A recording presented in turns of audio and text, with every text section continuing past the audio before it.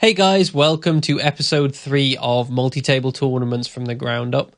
In this episode, we are going to be going through post-flop stack size basics. So just giving you a grounding in all you need to know about how to approach different stack sizes from a post-flop perspective. Okay, let's get into it. So stack size breakdown we're going to do in something called SPR. Now, some of you may have heard of SPR. A lot of you may not have heard of SPR. What it stands for is the stack to pot ratio, and this only applies post-flop. So if the pot is 500, you have 2,000 left in your stack, then the stack to pot ratio is 4. So basically, it's your stack divided by the pot. And it's a way of thinking about playing post-flop and knowing kind of how deep you are relative to the pot size post-flop. And it just makes it easier to kind of gather your thoughts post-flop and create strategies knowing what the SPR is and kind of plan ahead, which is something that especially recreational poker players don't do quite well enough. Okay, so we're going to talk through low SPR spots where the stack to pot ratio is about 1-3. Mid-sized SPR where it's going to be about 4-8. And high SPR which is going to be 9+. So let's get into the low SPR spots.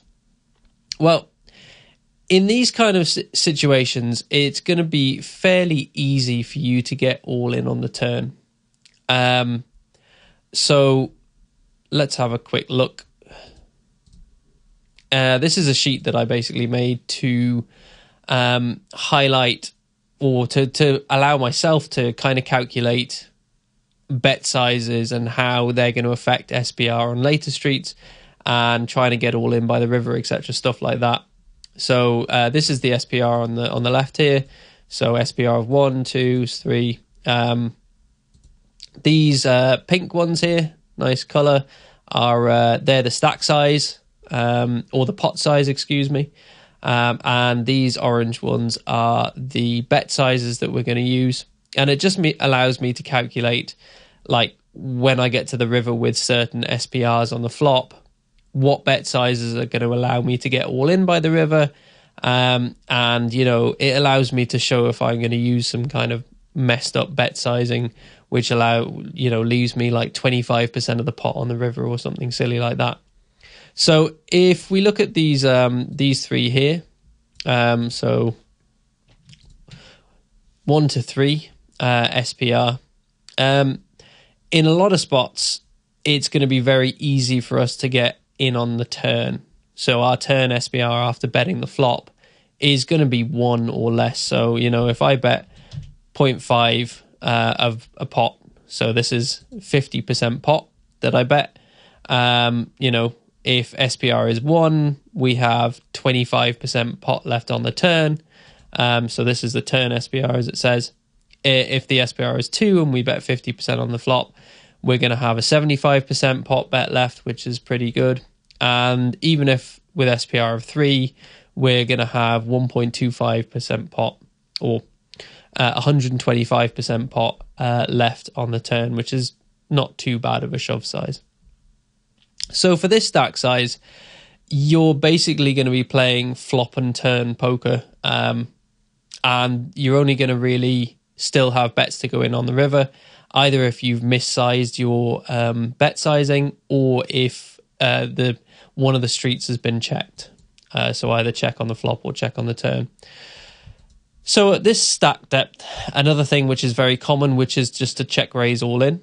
So if someone makes a bet on the flop, that means that your opponent has a pretty good stack size to be able to just 3-bet or jam all their chips in on the flop, and that'll close down all the action. You basically have a decision as to call or fold.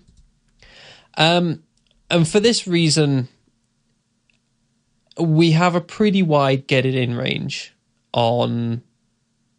in low SPR spots. The reason being that, like, a lot of people are going to be check jamming with like stuff like second pair, bottom pair, with their good draws, even with gut shots and things like that. So it means that, you know, even our very weak top pairs, we are going to be incentivized to be calling a lot with them. With our better second pairs, with our better, you know, with our good equity draws, we're going to be calling. So basically, you know, our get it in range on the flop is going to be, and on the turn, it is going to be generally wide in this kind of spot. We're going to want hands with high immediate equity, and what I mean by high immediate equity is that a hand like 5-6 of hearts on an ace 2-3 flop with one heart has pretty good equity in that it can hit a gut shot, it can hit a backdoor flush, it can hit trips and stuff by the turn as well, or by the river. But its immediate equity isn't great, because if someone has like ace 10, well, they're just way ahead of you. So in kind of a deep stacked situation, that's a kind of hand where we could continue with on the flop, because if we make our straight, we're going to get paid off, etc. But in a low SPR spot where, you know, if we bet the 6-5 there and we get 3-bet jammed on by the ace 10, we don't get to call there because our equity isn't going to be good enough. Our immediate equity isn't going to be good enough. And since we're all in, well, we will see all three streets, but we don't get the opportunity to bluff. We don't get the opportunity to win even more chips if we do hit, because all the chips are in the middle. So we will be looking to have like top pairs, good second pairs in these kind of spots to be getting all our chips in, and the better draws. Let's move on to the mid stack to pot ratios. So this is kind of 4-8. Our flop get it in range, we become tighter. We're no longer going to be wanting to get it in with, you know, our good second pairs, all our top pairs, you know, our weakest top pairs in most situations aren't really going to be good enough to get it in on the flop. It's pretty easy with these stack sizes to get all in by the river. So even with kind of your SPR of 8, if we size it appropriately, see I've got a 50% pot size on the flop, an 80% pot size on the turn. By the river, we've got just 113%. So if we raise these slightly, so a 55% pot size and an 80% pot size, now we're almost at a pot size river shove, which is quite often what we'll be trying to size to. So yeah, this kind of 4-8 region is going to be pretty easy to do that with. We're not going to have to do anything very special to get all in by the river. The range of our available strategies increases at this kind of SPR. So in a low SPR spot, how the pot is going to play out is usually going to be bet raise all in on the flop, or bet flop if your opponent calls shove turn. So all the action is going to be finished by the turn. When we get to these mid SPRs, we have the opportunity of doing a bit more. So if we check raise on the flop, it may not be an all-in check raise, which means we can start to add in a few more bluffs with hands, perhaps like the 6-5 suited that I was talking about, perhaps not that one. Don't take that as gospel. But just thinking about like hands that we'd be able to check raise and then they have a chance to improve. And also like if I check raise with my 6-5 suited and I get my opponent to fold 10 jack off in that spot, well, I've actually got him to fold a better hand. So we've created fold equity and put him in a difficult spot.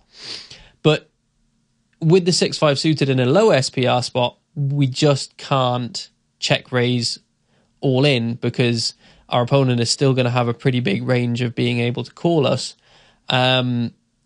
So in these mid SPR spots, we're going to be able to do more check raising as a bluff, and with the ability to kind of with more speculative hands, I guess is what I'm trying to say. More kind of hands that are going to be able to continue by betting the turn when good cards come, that kind of thing. We're going to have opportunities to bet flop, bet turn, bet river. That's an option that's going to be available to us. And we're going to be able to use a wider range of bet sizes as well. In that we're going to be able to bet, 1/3 pot on the flop. And if we decide to bet pot on the turn, then we probably aren't going to be all in some spots, and we're going to be able to go 3 streets like that instead.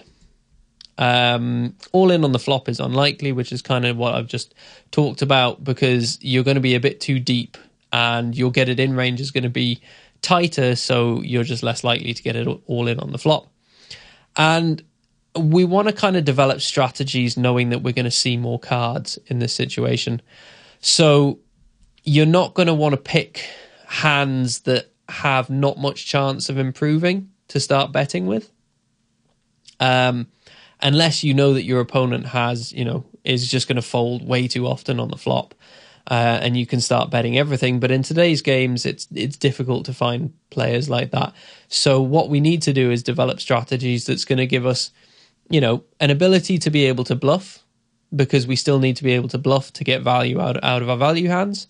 But what we want to do is do it in a sensible way, so that you're going to choose hands to bluff with, which have the opportunities to improve on the turn. Just for instance, like that 6-5 suited with 1 heart on the flop, if we have a chance to hit a 5 or a 6, which improves our hand and gives us an opportunity to hit 2 pair on the turn. And also if we hit a heart on the turn, we now have a flush draw, which means we have added equity, which kind of incentivizes us to bluff more on the turn. However, if we chose a hand like 6-5 offsuit in that situation, we never hit that flush draw on the turn. So we never get that added equity to bet with. So it's just planning ahead like that, not just blindly c-betting everything or just betting everything, kind of planning more, knowing that we're probably likely to see turn and river cards, and choosing hands that are going to be able to improve in those situations. We're still going to be looking for kind of, if we are going to be betting, we're going to be looking for high equity hands, so like good top pairs, 2 pairs, obviously sets plus, that kind of stuff. And as I was saying, hands with a good chance of improving. So not choosing those hands that are very unlikely to improve by the turn and the river. Those we kind of want to develop into different strategies, and we'll talk a lot more about this in the post-flop section. But we want to be able to have different strategies. So we want to be able to check the flop, bet the turn, bet river. We want to be able to have a range that kind of checks flop, bets turn, checks river. We want to be able to have a range that checks flop, checks turn, bets river.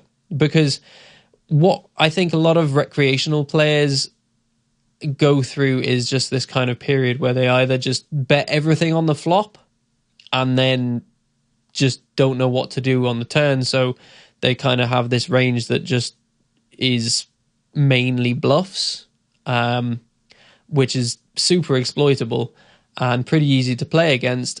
But they don't kind of know how to develop on from that. So what do I check? And they just start kind of checking everything in the middle or something and betting everything at the bottom and betting everything at the top, which is also not it's probably a better strategy than just betting everything, but not by too much. So what we'll talk about in the post-flop section is how we kind of develop those ranges and what to think about going forward in the hand. Okay, we do at this stage also have to start thinking about pot control. Now, in the low SPR spot, when we have a weak top pair, we're probably just getting it in on the flop, and we have the equity to do that versus most opponents' ranges anyway. However, when we get to this kind of mid-level stat to pot ratio, we're going to have to start to think about pot control, because the kind of threshold of hands that you want to get all in with by the river, or say you go bet. So you bet 3 streets. You have to start thinking about, if I have king 8 with a top pair of a king, if I bet 3 streets, how often is my opponent going to start calling me down 3 streets with something that is worse than king 8, which is not going to be too often. Whereas if you have ace king, obviously there's plenty of top pairs worse that they can start calling you with. So what we need to start doing is pot controlling. And the other reason why we need to start pot controlling is that if they do have the ability to run bluffs past us, or run bluffs on us, then those kind of mid-strength hands that really dislike getting check raised, or check called and then bet into and stuff like that, we need to start developing different strategies for how we want to play them so that we kind of maximize our EV with those hands and just make our other ranges easier to play as well. If you develop a range where you're just betting every top pair, but checking back all your mid pairs, then when you check back, obviously your opponent has some pretty good information on you that they can just start betting really big into you, and making you fold a ton of your range because they know that your checking back range is pretty weak. So let's go on to high SPR spots. So this is going to be 9+. We've got a really tight get it in range on the flop now. You're probably talking about like good 2 pairs sets, and extremely good draws. In this situation, pot control becomes much more important. And again, the range of strategies available to us is even more. We get to play with all the bet sizes we want to, pretty much. We get to do check raising flop. We can check raise turn. We're probably going to have enough in a lot of spots to check raise river. We also need to start thinking now about like how to bet size to get to the river with a pot size shove if we want to do that. So let's take like if we have a SPR of 11 here, if we bet 55% on the pot on the flop, like we did with the SPR of 8, and we bet 80% on the turn, now we've got 160%. So getting up there for how much we want to be betting on the river. So we have to start thinking more about that with our value hands and the hands that we want to bluff with in this way of like, how do I start sizing so that I get it in by the river? And, if we made it 2/3 pot and then pot, now with our 11, we're down to like 115%, which is more manageable. So these are the kind of things that you just need to start thinking about, like, and why bet sizing is actually really important is because not only does every strategy come with like, do I bet flop? Do I check flop? Every strategy comes with, well, should I bet this amount on the flop or that amount on the flop? And how does that affect like the pot size on the turn? So this is the kind of thing that I want you to start thinking about, which I think a lot of recreational players probably don't think about, but it's basically planning ahead, which is definitely not done enough by recreational players and by a lot of regs as well. Okay, all strategies are available to us, and at these stack depths, backdoor equity becomes a lot more important. So in the low SPR spots, especially, like say having the backdoor nut flush draw it's not worthless, but it's not worth that much, because if you have a backdoor draw, you basically have to hit turn and river perfect to get there. So a backdoor draw is basically like if we have ace-5 of hearts on a flop which contains 1 heart, then we have a backdoor nut flush draw, but we have to hit a heart on the turn and we have to hit a heart on the river. Now in the low SPR spots, well, even if we hit a heart on the turn, we're probably going to be put all in anyway, which means kind of we just have to run our equity versus our opponent's hand. And it's probably not going to do that well. However, in these high SPR spots, our implied odds are much bigger. And also, we're going to have more opportunity to bluff later on in the hand, which in the low SPR and less so in the mid SPR range, we're just not going to have that. Like in a high SPR range, you're probably going to be able to do stuff like call flop, call turn, versus relatively big sizing, and then re-shove on the river. So if your opponent bets, you'll be able to jam over them on the river and play creative lines like that. Not saying that you should do that with nut flush draws. In fact, they're, when you miss your flush draw, they're one of the worst to do it with, but you have the opportunity to do it, which you don't at the lower SPR stacks. And that's why backdoor equity becomes much more important, and we get to just call flop a bit wider with more speculative hands. Again, same as kind of pre-flop. We want to have, when we're this deep, we want to have hands that are going to have the opportunity to make the nuts by the river. Not saying the absolute nuts, but make very strong hands. Okay, so they're the 3 SPRs that we've talked about. Now it's time for some homework. Little bit more complicated this week than last, or this episode than last episode. What I'd like you guys to do, and some of you probably already do this, is to start to calculate post-flop situations in stack-to-pot ratio. So it's fairly simple. Just take your stack size and divide it by the pot size, and that is the SPR. Start to do that for both the flop and the turn. And then finally, I'd like you to start playing around with like some sizings to see how you get to be all in by the river with a bet size which isn't ridiculous, basically. So you're looking to kind of get to the river with at least less than 150% pot, but hopefully somewhere between kind of like, 75 to 100% pot left. That's the kind of idea. And I'm not saying that you have to do this in game all the time, but it's something to probably think about away from the tables, is how you size flop and turn to get to this situation.